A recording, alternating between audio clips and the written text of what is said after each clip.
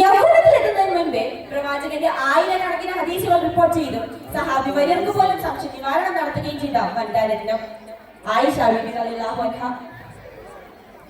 ഇസ്ലാമിന്റെ രാജപാതയുടെ വളർച്ചയ്ക്ക് ഏറ്റവും ഉപകാരപ്പെട്ട സാമ്പത്തിക സ്രോതസ്സായി പ്രവാചകനാൽ തന്നെ സാക്ഷ്യപ്പെടുത്തപ്പെട്ട വനിതാരത്നം ഖദീജ റളിയല്ലാഹു അൻഹ.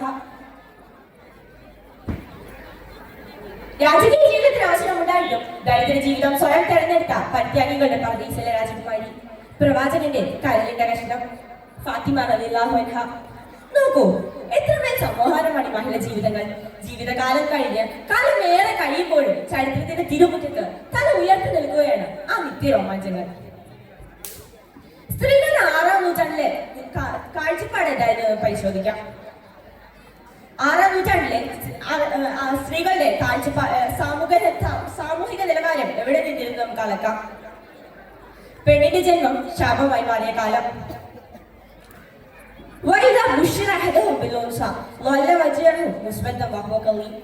അവരിൽ ഒരാൾക്ക് പെൺകുഞ്ഞ് ജനിച്ചതായി സന്തോഷ വാർത്ത ലഭിച്ചാൽ കഠിന ദുഃഖം കടിച്ചിറക്കി അവരുടെ മുഖം കറക്കുമായിരുന്നു.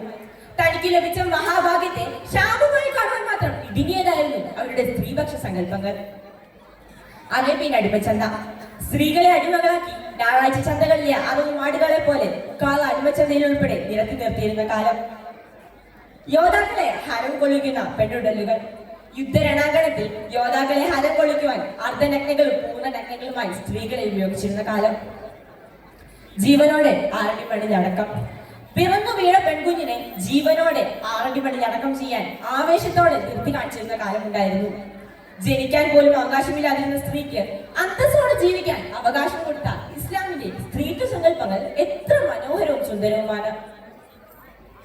മറ്റൊരു ഹദീസ് സൂചിപ്പിക്കുന്നു,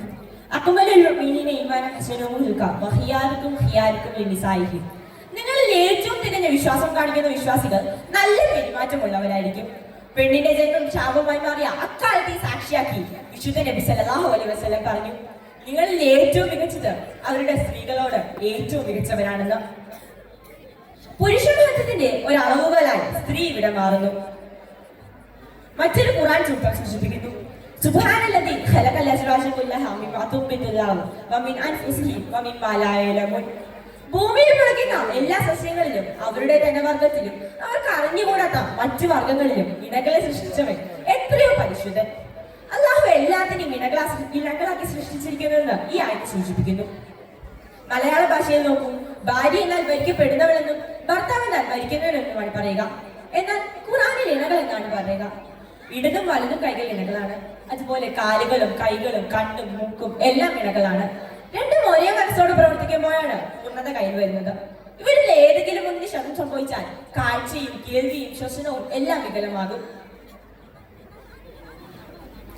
വീണ്ടും സ്ത്രീ ആയതിന്റെ മാതാവിന്റെ കാൽച്ചുവട്ടിലാണ് തന്റെ സ്വർഗം എന്ന് പോലും ഇസ്ലാം പറഞ്ഞു വെച്ചു. അങ്ങനെ നോക്കിയാൽ സ്ത്രീ എന്തെല്ലാമാണ്. സ്ത്രീ ഇണയാണ്. സ്ത്രീ പുരുഷ മഹത്വത്തിന്റെ ഒരു അളവുകോലാണ്. സ്ത്രീധനമല്ല, സ്ത്രീധനമാണ്.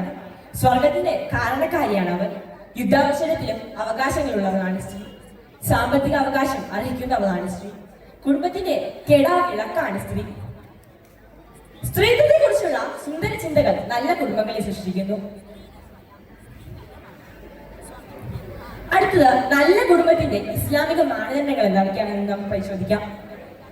ഇസ്ലാമിക വീക്ഷണത്തിൽ അധിഷ്ഠിതമായ വിവാഹം, കുടുംബ യൂണിറ്റിലെ പ്രധാനപ്പെട്ട ഘടകങ്ങളായ മക്കൾ, മാതാപിതാക്കളോടുള്ള കടമകൾ നിർവഹിക്കുന്ന കുടുംബം, ഖുർആൻ പറഞ്ഞ ഭാര്യ ഭർത്താക്കന്മാർ ഇണയായി കഴിയുന്ന കുടുംബം, മക്കളോടുള്ള ബാധ്യത നിർവഹിക്കുന്ന കുടുംബം, മാതാപിതാക്കളോടുള്ള കടമകൾ നിർവഹിക്കുന്ന കുടുംബം.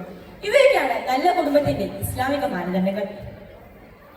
അങ്ങനെ മാതാവും പിതാവും മക്കളും കുടുംബക്കാരും ബന്ധുമിത്രാദികളും കൂട്ടുകുടുംബാദികളും ഒന്നിച്ചേർന്ന കുടുംബ ബന്ധത്തെ ഇസ്ലാം വിഭാവനം ചെയ്യുന്നു.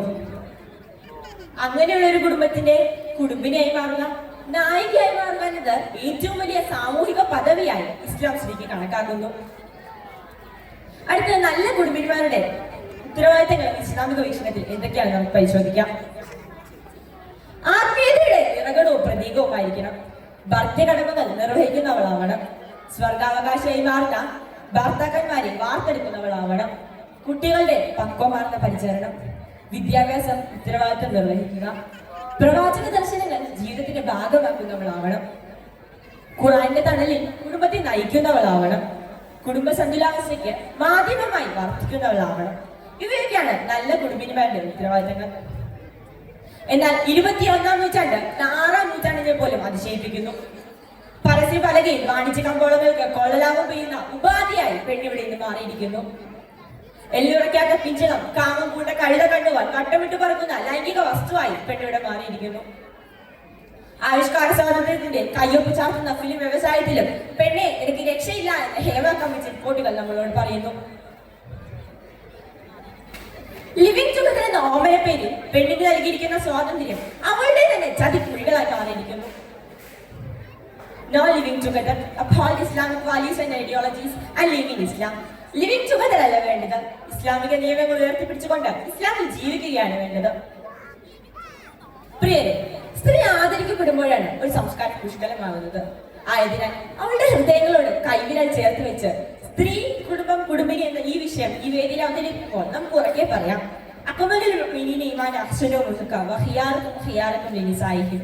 നിങ്ങളിൽ ഏറ്റവും തികഞ്ഞത് നിങ്ങൾ സ്ത്രീകളോട് ഏറ്റവും മികച്ചവരാണെന്ന്.